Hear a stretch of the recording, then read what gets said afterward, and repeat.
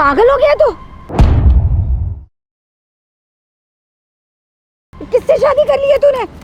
ये तो वही लड़की नहीं है जिसका एमएमएस लीक हुआ था। तू ऐसी बदजात लड़की से शादी कर रहा है जिसकी कोई इज्जत ही नहीं है। आंटी आप बहुत गलत समझ रहे हो, मैं ऐसी वैसी लड़की नहीं हूँ। बेटा, जिस लड़की को इतना नहीं पता कि औरत का बदन ही उसकी लाज और शर्म होती है, जो कहीं पे भी कपड़े उतार दे, तू ऐसी लड़की से शादी करके आ गई। अरे जब लोगों को पता लगेगा ना तो सब थूकेंगे तुझ पर, सब तुझे बुरा भला कहेंगे। बेटा अभी भी टाइम है, छोड़ दे इस लड़की को। मैं तेरे लिए लड़कियों की लाइन लगवा दूंगी। माँ, मुझे किसी और लड़की की कोई जरूरत नहीं है। मैं काजल से प्यार करता हूँ, और अब से नहीं, बल्कि जब से उसका एमएमएस लीक हुआ है ना, उसके कई साल पहले से। और मैंने काजल से एक वादा किया था जो कि आज तक मैं निभा रहा हूँ। तुम फिक्र मत करो, बस कुछ दिन और फिर हम दोनों शादी कर लेंगे। सच में? हाँ बेबी, आई प्रॉमिस यू। चाहे कुछ भी हो जाए, मैं तुम्हारा साथ कभी नहीं छोड़ूंगा। मुझे तुम्हारे साथ अपना हर पल बिताना है, तुम्हारे दुख में अपना दुख और अपने सुख में तुम्हें हिस्सेदार बनाना है। मुझे तो समझ में नहीं आ रहा कि मैं क्या बोलूं। तुम बस हाँ बोलो बेबी, फिर देखना, चाहे दुनिया इधर की उधर क्यों ना हो जाए, मैं तुम्हारा साथ कभी नहीं छोड़ूंगा। I promise. क्योंकि मैंने काजल से वादा किया था माँ कि दुनिया चाहे इधर की उधर हो जाए, पर मैं काजल का साथ कभी नहीं छोड़ूंगा। और अब आप चाहती हैं कि उसके ऊपर अगर बुरा वक्त आ गया, उसका एमएमएस लीक हो गया, तो मैं उसका साथ छोड़ दूं?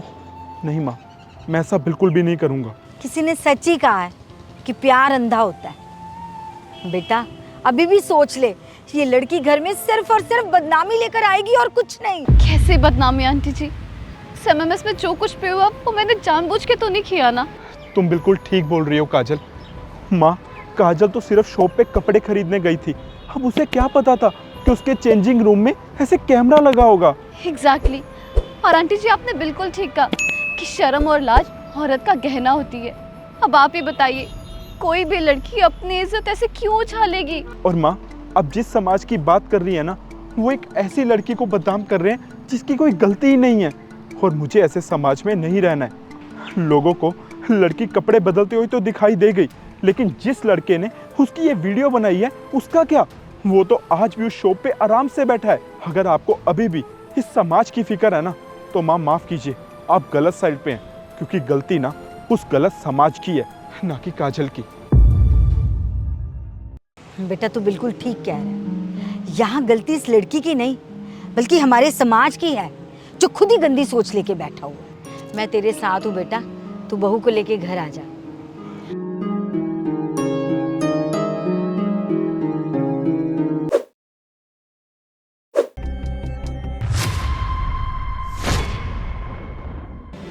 ये क्या बदतमीजी की तुमने अभी मेरे साथ?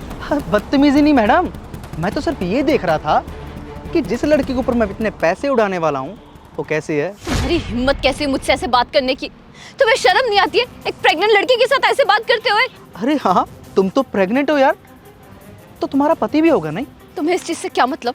मेरा पति हो चाहे ना हो। तुम्हारी बातों से ये तो पता चल गया कि तुम्हारा पति नहीं है, लेकिन ये बच्चा बॉयफ्रेंड का है क्या? मैं तुम्हें ये सब बताना जरूरी नहीं समझती, मुझे जाने दो।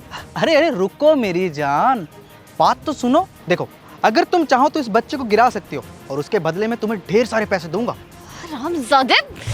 अरे जब इसका बाप ही नहीं है तो फिर इतना बुरा क्यों मान रही हो? बाप भले ही ना हो, लेकिन इसकी माँ, मैं इसकी माँ हूँ और मैं जिंदा हूँ। और जब तक मैं हूँ ना, मेरे बच्चे को मैं कुछ नहीं होने दूंगी। अकेले इसे पालूंगी, दुनिया वाले चाहे जो मर्जी बोले। अच्छा, तो फिर दुनिया वालों को क्या बोलोगी? किसका बच्चा है? दुनिया वालों से मुझे कोई मतलब नहीं है, मुझे कोई लेना देना नहीं है। जब मेरा बॉयफ्रेंड मुझे इस हालत में अकेले छोड़ के चला गया था, तब ये दुनिया वाले कहाँ थे? अच्छा, वैसे हुआ क्या था? तुम जैसे कमीने इंसान को मैं ये सब बताना जरूरी नहीं समझती। अब मुझे जाने दो यहाँ से। अगर मैं कहूँ कि ये कमीनापन मैंने सिर्फ तुम्हारा सच जानने के लिए किया था तो? मतलब कि मैंने थोड़ी देर पहले तुम्हें देख लिया था कि तुम कार के आगे कैसे कूदने जा रही थी। अरे उधर से कार आ रही है और ये लड़की पीछे क्यों नहीं हट रही है? अरे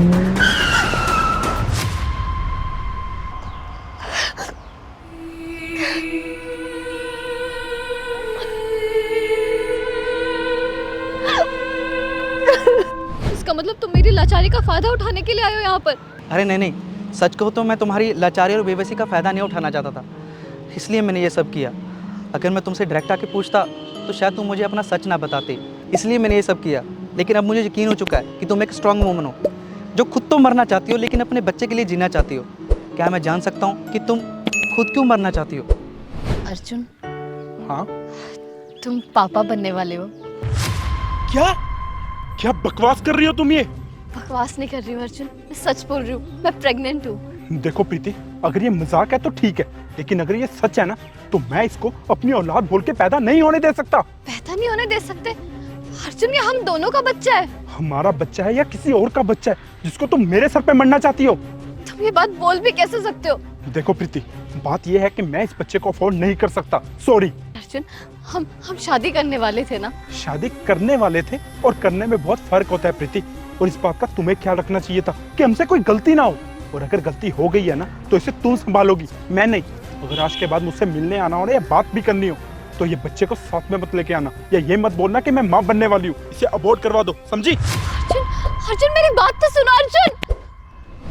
और मेरे पास जीने की कोई वजह ही नहीं बची, पर उस वक्त मुझे ये ख्याल आया कि इसमें मेरे बच्चे की क्या गलती है, इसको क्यों सजा मिले।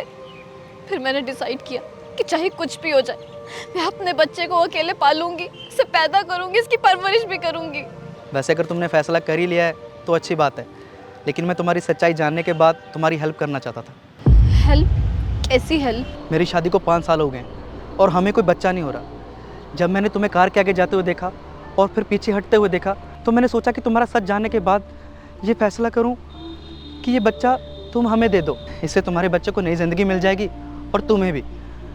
देखो, अगर तुम्हें ये फैसला सही लगे तो ठीक है, अगर नहीं तो कोई बात नहीं, मैं और मेरी वाइफ बच्चा अडॉप्ट कर लेंगे।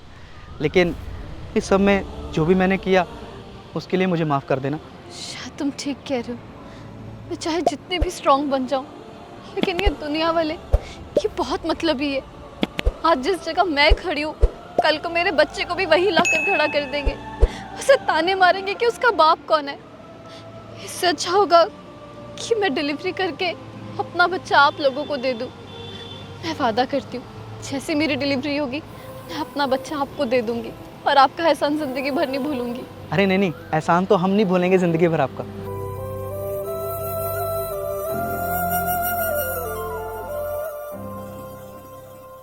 दोस्तों, जिंदगी खत्म कर देना किसी भी प्रॉब्लम का सॉल्यूशन नहीं है। वो कहते हैं ना, भगवान अगर मुसीबत भेजता है तो उसके साथ कोई हल भी भेजता है।